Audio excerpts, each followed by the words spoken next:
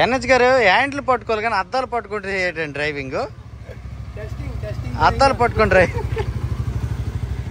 Hi friends, welcome to Neelu automobile. ఈ రోజు అయితే మనం చాలా ఇంపార్టెంట్ మాట్లాడతాం. అదేంటంటే చాలా మంది అయితే కామెంట్ సెక్షన్లో అడుగుతా ఉన్నారు, అన్న N150 అని చెప్పేసి కొత్త బండి వచ్చింది కదా, సేమ్ P150 లాగా ఉందా లేదా N160 లాగా ఉందా, ఎలా ఉంది చూడన్న కొంచెం చెయ్యన్న వీడియో అని చెప్పేసి చాలా మంది అడుగుతా ఉన్నారనమాట. సో ఈ వీడియోలో అయితే ఫుల్ క్లారిటీ అయితే ఇస్తాను. వీడియోని అయితే చివరి వరకు చూడండి. వీడియోని లైక్ చేయని వారు ఉంటే ఇప్పుడు ఒక లైక్ చేయండి గైస్. మన ముందుంది కొత్తగా వచ్చినటువంటి N150. ఈ బండి అయితే మనం విశాఖపట్నం దొండపర్తిలో ఉన్నటువంటి వరుణ్ బజాజ్ షోరూమ్లో అయితే తీసుకొని రావడం అయితే జరిగిందనమాట. వాళ్ళ దగ్గర అయితే టెస్ట్ రైడ్ వెహికల్ అయితే అవైలబుల్ ఉంది. సో ఈ వెహికల్ ఒక ఇంజన్ రిఫైన్మెంట్ ఏంటి, ఇంజన్ సీసీ ఏంటి, సీట్ హైట్ ఎలా ఉంది, రియల్ టైమ్ డ్రైవింగ్ కండిషన్లో ఇది ఎలా ఉంది, దీని లోపల ఉన్నటువంటి ఆ ఫీచర్స్ ఏమేమి ఉన్నాయి, అసలు అవుటర్ లుక్ ఎలా ఉంది, అసలు ఈ బండి కొనొచ్చలేదా, ఈ కలర్స్ ఏంటి, ఇదంతా కూడా వీడియో అయితే చూసేద్దాం. వీడియోకి అయితే వెళ్ళిపోదాం గైస్. N150 అయితే సైడ్ ప్రొఫైల్ నుంచి అయితే చూడడానికి ఈ విధంగా ఉందండి. సేమ్ ఎగ్జాక్ట్ మీకు N160 ఉంది కదా, సో 2022లో Indian bike of the year అని చెప్పేసి అయితే అవార్డు వచ్చింది దానికి N160. సో N160 లాగా అయితే ఉందన్నమాట. N150 కూడా సేమ్ చూడడానికి మీకు ఎందుకు అలా అనిపిస్తుంది అనేసి అంటే, సేమ్ N160లో ఈ ఎక్స్టెండెడ్ ప్యానల్ ఏదైతే ఉందో ఇదైతే వస్తుందన్నమాట. మీకు P150లో అయితే ఇలాంటి ప్యానల్ అయితే ఉండదండి. కాబట్టి మీకు P150 లుక్ వేరు, N150 లుక్ వేరు అనమాట. సో N150 అనేది P150 లాగా అయితే ఉండదన్నమాట. కంప్లీట్గా డిఫరెంట్గా అయితే ఉంటుంది. కాకపోతే ఇంజిన్ విషయంలో అయితే చేంజెస్ చేయలేదండి. కొత్తగా వచ్చినటువంటి రిఫైన్డ్ ఇంజిన్ ఏదైతే ఉందో N150లో కానీ P150లో కానీ ఆ ఇంజిన్ అయితే ఉంటుంది అనమాట. ఇంజిన్కి అయితే పేరు పెట్టాల్సినటువంటి పని అయితే లేదు. కాకపోతే 1,40,000 రూపాయలు ఇచ్చి కొంటున్నాం అంటే బండి ఆ మాత్రం కనబడాలి కదా, ఇదైతే కన్నులకి ఈజీగా ఆంతుంది అనమాట. సో ఇక బండి సైడ్ ప్రొఫైల్ నుంచి అయితే కంప్లీట్గా అయితే చూసారు కదా. ఇక ఫ్రంట్ నుంచి అయితే ఒకసారి చూసేద్దామండి N150 ఏ విధంగా ఉందో. సో ఈ మిర్రర్స్ ఏవైతే ఉన్నాయో, మిర్రర్స్ అయితే మాత్రం చాలా క్వాలిటీ మిర్రర్స్ అయితే ఇచ్చారు. మిర్రర్స్ అయితే మాత్రం చాలా బాగా నచ్చాయి నాకు. దాని తర్వాత ఇండికేటర్స్. సో ఇండికేటర్స్ అయితే మాత్రం చాలా ఫ్లెక్సిబుల్ ఉన్నాయన్నమాట. సో ఈ విధంగా మనకి అంటే ఇక్కడ బయటికి రబ్బర్ గేటర్స్ లాగా కనిపించి ఫ్లెక్సిబిలిటీ ఉండడం వేరు. సో ఇది డైరెక్ట్ బూట్లోనే మనకి చాలా ఫ్లెక్సిబుల్ అయితే ఉన్నాయండి ఇండికేటర్స్. నెక్స్ట్ ఈ ఎల్ఈడి ఇండికేటర్స్ ఇచ్చింటే బాగున్నాను. హాలోజన్ అయితే ఇవ్వడం జరిగిందనమాట. దాని తర్వాత ఇక ఫ్రంట్ హెడ్ లైట్ తీసుకున్నట్టయితే ఈ విధంగా ఉందన్నమాట. సేమ్ N160 లాగైతే మనకు కనిపిస్తూ ఉంటుంది. ఇక్కడైతే నెంబర్ ప్లేట్ వస్తుంది. దాని తర్వాత bike functioning projector LED head light అయితే ఇవ్వడం జరిగిందనమాట. ఐ బీమ్ లో బీమ్ అయితే దీంట్లోపలే ఉంటాయి. మనం ఇగ్నిషన్ ఆన్ చేసిన తర్వాత ఎటువంటి డిఆర్ఎల్స్ కానీ లేదనేసి అంటే హెడ్ లైట్ కానీ ఫ్లాష్ ఆన్ అయితే అవ్వదు. మనం సెల్ఫ్ చేసిన తర్వాత మాత్రమే ఫ్లాష్ ఆన్ అవుతుంది అనమాట. సో సెల్ఫ్ చేసిన తర్వాత అయితే మనకి ఆ ప్రొజెక్టర్ హెడ్ లైట్ అయితే వెలిగింది. అలాగే మనకి హై బీమ్ లో బీమ్ అయితే వేసుకోవచ్చు, పాజింగ్ అయితే చేసుకోవచ్చు అండి. సో హై బీమ్లో ఉన్నాం, సో పాజింగ్ అయితే చేసుకోవచ్చు అనమాట. ఇదిగోండి ఈ డిఆర్ఎల్స్ ఏవైతే ఉన్నాయో ఇవి పైలట్ ల్యాంప్స్ లాగా అయితే ఇక్కడ కనిపిస్తూ ఉన్నాయి కదా. సో ఇదైతే రోబోటిక్ షేప్డ్ హెడ్ లైట్ అయితే మనకి ఇక్కడ కనిపిస్తూ ఉంది. సో ఇదైతే మనకి ఇక్కడ వైట్ కలర్ మీద చిన్న డిజైన్ అయితే ఇవ్వడం జరిగిందనమాట.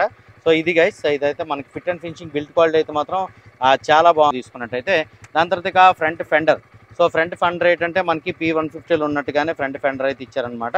సో ఇక్కడ డబల్ లేయర్ ఫ్రంట్ ఫెండర్ అయితే ఇచ్చారు. దాని తర్వాత 31mm టెలిస్కోపిక్ సస్పెన్షన్ అయితే దీంట్ లోపల ఆఫర్ చేయడం అయితే జరిగింది. దాని తర్వాత ఇంకా దీంట్ లోపల అయితే మనకి disc brake with single channel ABS అయితే వస్తుందండి. దీంట్లో లోపల 260mm డిస్క్ బ్రేక్ అయితే వస్తుంది, సింగిల్ ఛానల్ ఏబిఎస్ అయితే వస్తుంది. ఇదైతే మనకి ఎండ్యూరెన్స్ నుంచి అయితే వచ్చిందనమాట. ఈ క్యాలిపర్ డ్యూయల్ పిస్టన్ క్యాలిపర్ అయితే వచ్చింది. సో ఏబిఎస్ వైర్ అనమాట ఇది. దాని తర్వాత దీంట్ లోపల 17 ఇంచ్ వీల్ అయితే ఉంటుందండి. అలా వీల్ కూడా మనకి అలా వీల్ డిజైన్ కూడా చాలా బాగుందన్నమాట. So 90/90 17 inches MRF tubeless tyres అయితే దీంట్లో లోపల ఆఫర్ చేయడం జరిగింది. సో రోడ్ గ్రిప్ అయితే బాగానే ఉంది. నేను రోడ్డు మీద తిరుగుతూ ఉండేటప్పుడు రోడ్ గ్రిప్ అయితే నాకు బాగానే అనిపించింది. ఇక్కడ ఏబిఎస్ అని ఉందంటే సింగిల్ ఛానల్ ఏబిఎస్ అయితే దీంట్లో లోపల ఇవ్వడం జరిగింది. ఇది గైస్ ఫ్రంట్ ప్రొఫైల్ నుంచి. ఇంకా ఇటు సైడ్ ప్రొఫైల్ నుంచి ఒకసారి తీసుకుందాం. సో ఇటు సైడ్ ప్రొఫైల్ నుంచి తీసుకుంటే షార్పర్ ఎడ్జ్ డిజైన్ అయితే ఇచ్చారనమాట. సో ఈ ట్యాంక్ మీద ఉన్నటువంటి ఈ ప్యానల్ ఏదైతే ఉందో ఇది మనకి ఫైబర్ ప్లాస్టిక్ అయితే వస్తుందన్నమాట. దీని మీద పల్సర్ 3D లోగో అయితే ఉంది చూసారు కదా. సో పల్సర్ 3D బ్యాడ్జింగ్ అయితే ఉంది. ఇదైతే మనకి మెటల్ ట్యాంక్తో వస్తుంది అనమాట. సో 14 లీటర్ ఫ్యూయల్ ట్యాంక్ అయితే వస్తుంది. ఇక్కడ ఇది E20 అని చెప్పేసి అయితే రాస్తుంది. ఎథనాల్ 20% బ్లెండ్ చేసినటువంటి ఫ్యూయల్ కంపాటిబిలిటీ కలిగినటువంటి flex fuel BS6 phase 2 upgrade అయినటువంటి ఇంజిన్ అనమాట ఇది. సో ట్యాంక్ మీద గ్రాఫిక్స్ కూడా చూసారు కదా. ఇదైతే మనకి టోటల్గా 3 కలర్స్ అయితే అవైలబుల్ ఉంటుందండి. ఈ కంప్లీట్ వైట్ కలర్ ఏదైతే ఉందో, సో వైట్ కలర్ చాలా అట్రాక్టివ్గా ఉందని చెప్పేసి నేను దీన్ని అయితే తీసుకొని వచ్చాను. దాని తర్వాత దీంట్లో అయితే మనకి బ్లాక్ ఉంటుంది, అంటే డార్క్ గ్రే కలర్లో అయితే ఉంటుంది అనమాట. దాని తర్వాత రెడ్ కలర్ అయితే ఉంటుంది. సో నాకైతే వైట్ నచ్చింది. జనరల్గా నాకు రెడ్ నచ్చుతుంది కానీ వైట్ అయితే నచ్చింది. సో మీకు ఏ కలర్ నచ్చిందని కింద కామెంట్ సెక్షన్లో అయితే తెలియజేయండి.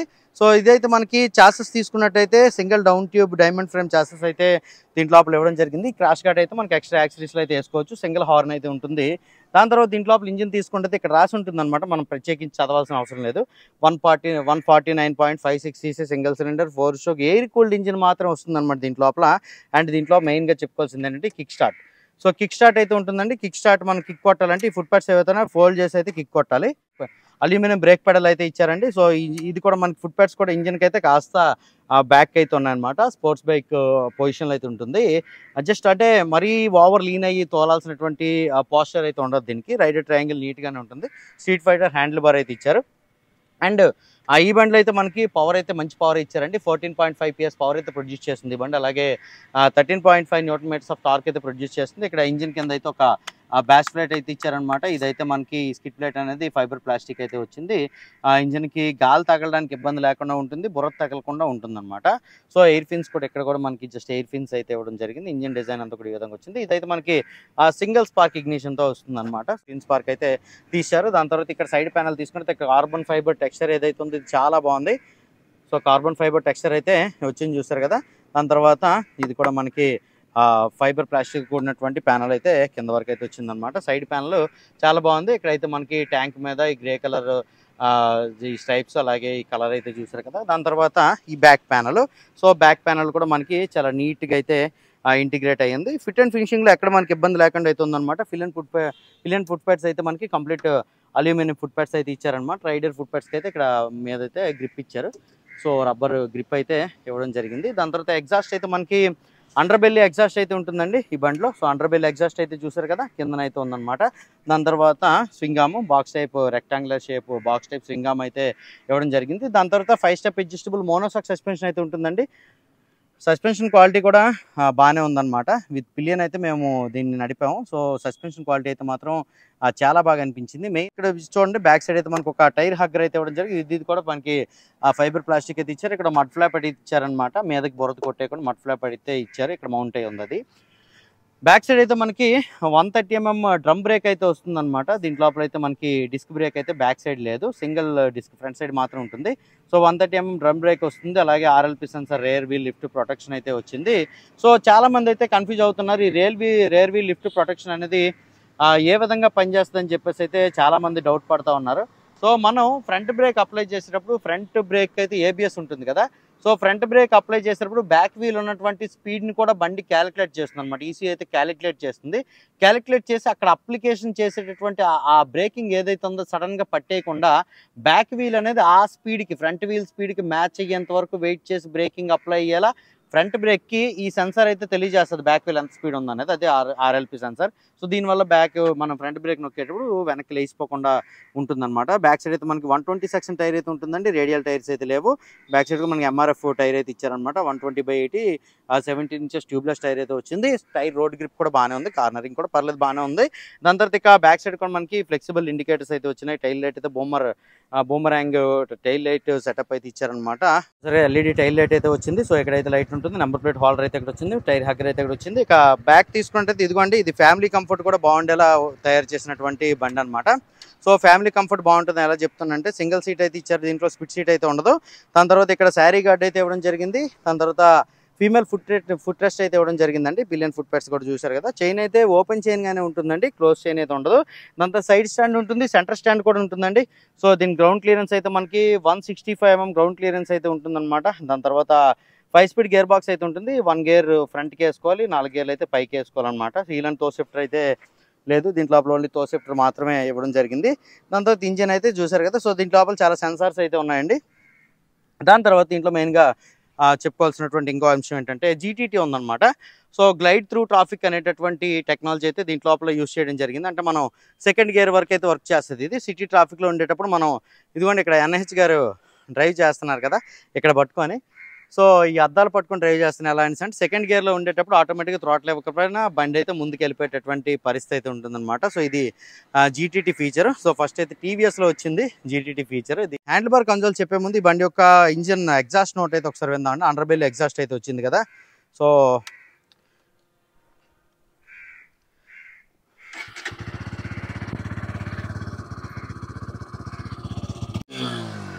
రిఫైన్డ్ ఇంజిన్ అయితే వచ్చిందండి. విన్నారు కదా. ఇప్పుడు ఎగ్జాస్ట్ నోట్ అయితే ఒకసారి విందురు కానీ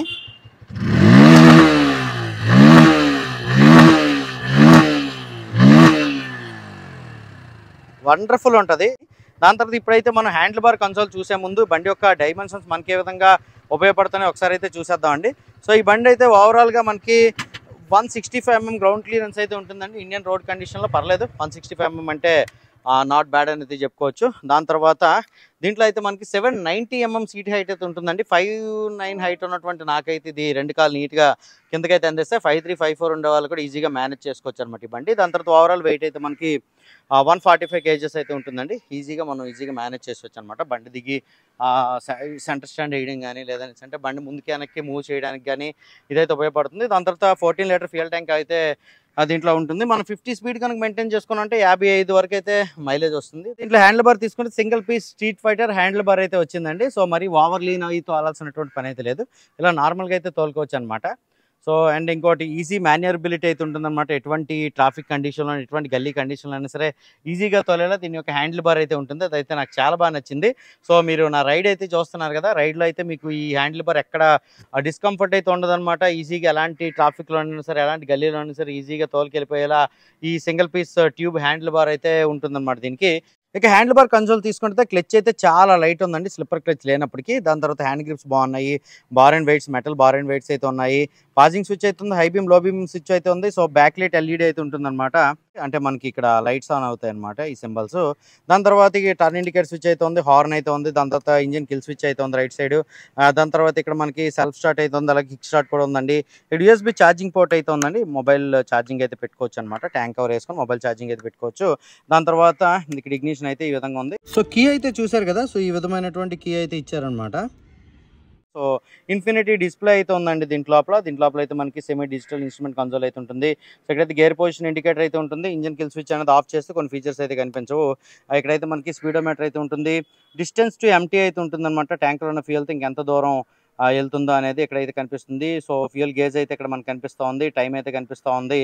దాని తర్వాత ఇక్కడ మనం మోడ్ ప్రెస్ చేసాం అనుకోండి, సో మోడ్ బటన్ ప్రెస్ చేస్తే ఓడోమీటరు, ట్రిప్ 2, సో ఇది డిస్టెన్స్ టు ఎంటీ వరకు అయితే మాత్రం కనిపిస్తుంది. గేర్ పొజిషన్ ఇండికేటర్ అయితే ఉందండి. సర్వీస్ రిమైండర్ కూడా ఉందండి దీంట్లో. దాని తర్వాత ఇక్కడ అయితే మనకి బ్యాటరీ ఇండికేషన్ ఇదంతా ఆర్పిఎం మీటర్. సో మనకి ఇదైతే స్వైప్ అవ్వచ్చు చూడండి ఒకసారి. సో ఆర్పిఎం మీటర్ అయితే మనకి అనలాగ్లోనే ఉంటుంది. సో ఇవన్నీ కూడా మీకు తెలిసినవేనండి. ఇది ఇన్ఫినిటీ డిస్ప్లే అయితే ఉంది. సో డిస్ప్లే విజిబిలిటీ కూడా మనకి చాలా బాగుందన్నమాట. ఇది గైస్ ఫైనల్గా అయితే ఒక వివరణ అయితే ఇస్తానమాట. సో పల్సర్ N150 అనేది కొనుక్కోవచ్చా కొనుక్కోకూడదా అనేసి అంటే, చాలామంది అయితే పల్సర్ P150 వచ్చిన తర్వాత ఒక మంచి బైక్ వచ్చిందని షోరూమ్కి వచ్చి చూసిన తర్వాత వాళ్ళకి వాటి డిజైన్ అయితే అంతగా నచ్చట్లేదు. కొంతమందికి అయితే నచ్చుతుంది, ఇంజన్ రిఫైన్మెంట్ ఇదంతా కూడా సూపర్గా ఉందని చెప్పేసి చాలామందికి అయితే నచ్చుతుంది. కాకపోతే కొంతమంది అయితే అసమ్మతి చూపిస్తున్నారనమాట. అటువంటి వారి కోసం పల్సర్ తయారు చేసినటువంటి 150cc N150 బండి ఏదైతే ఉంది ఇది ఖచ్చితంగా అయితే నచ్చుతుంది అనమాట. ఇంజిన్ రిఫైన్మెంట్ కానీ స్టన్నింగ్ లుక్స్ కానీ ఇదంతా కూడా ఆసమ్ అని అయితే చెప్పుకోవచ్చు. సో దీంట్లో లోపల మనకి 3 కలర్స్ అయితే వస్తాయి. సో జీటీటీ ఫీచర్ అయితే ఉంది, రిఫైన్డ్ ఇంజిన్ అయితే ఉంది, 50+ మైలేజ్ అయితే వస్తుంది. దాని తర్వాత సీట్ హైట్ కూడా బాగానే ఉంటుంది. దాని తర్వాత రోడ్డు మీద జనాల అటెన్షన్ కూడా గ్రాస్ప్ చేసేటటువంటి డిజైన్ అయితే వస్తుందన్నమాట. మరి ఈ బండి మనం ఎక్కడ తీసుకున్నాం అంటే విశాఖపట్నం దొండపర్తిలో ఉన్నటువంటి వరుణ్ బజాజ్ షోరూమ్లో అయితే ఈ బండి యొక్క టెస్ట్ రైడ్ అయితే అవైలబిలిటీ ఉంది. అక్కడైతే మనం ఈ బండి తీసుకొని వచ్చి అయితే వీడియో చేస్తున్నాం. వారికి అయితే స్పెషల్ థ్యాంక్స్ చెప్తున్నాను. ఈ బండి యొక్క ex showroom road tax insurance కలుపుకొని విశాఖపట్నం దొండపర్తిలో అయితే మనకి 1,40,000 అయితే ఉందన్నమాట. సో ఫెస్టివల్ ఆఫర్ అవి వాళ్ళు అయితే ఇస్తున్నారు. ఎక్స్ట్రా యాక్సెస్ అవన్నీతో కలిపినటువంటి కంప్లీట్ ఆన్ రోడ్ ప్రైస్ కోసం కింద డిస్క్రిప్షన్లో కాంటాక్ట్ డీటెయిల్స్ ఇచ్చాను. మీరైతే అక్కడికి వెళ్ళి అయితే కాంటాక్ట్ అవ్వచ్చు. సో 1,40,000 అనేది ex showroom road tax insurance కలిపిన ప్రైస్ అది మాత్రమే ఆ దృష్టిలో అయితే పెట్టుకోండి మీరు. So complete on road price అనేది ఇంకో ఫిగర్ అయితే ఉంటుందన్నమాట. సో మీరు ఒకవేళ పల్సర్ N150 కొనుంటే ఎంత కొనాలనేది కింద కామెంట్ సెక్షన్ తెలియజేయండి. మైలేజ్ టెస్ట్ చేస్తుంటే ఎంత మైలేజ్ వస్తుంది అనేది కింద కామెంట్ సెక్షన్ తెలియజేయండి. అసలు ఈ బండి బాగుందా లేదని చెప్పేసి మీకు అనిపిస్తే కింద కామెంట్ సెక్షన్ తెలియజేయండి. ఈ వీడియో నచ్చితే లైక్ చేసి మీ ఫ్రెండ్స్తో షేర్ చేయండి. నీలు ఆటోమొబైల్ యూట్యూబ్ ఛానల్ అయితే సబ్స్క్రైబ్ చేసుకోండి. అందరూ నమస్కారం, థ్యాంక్ యూ.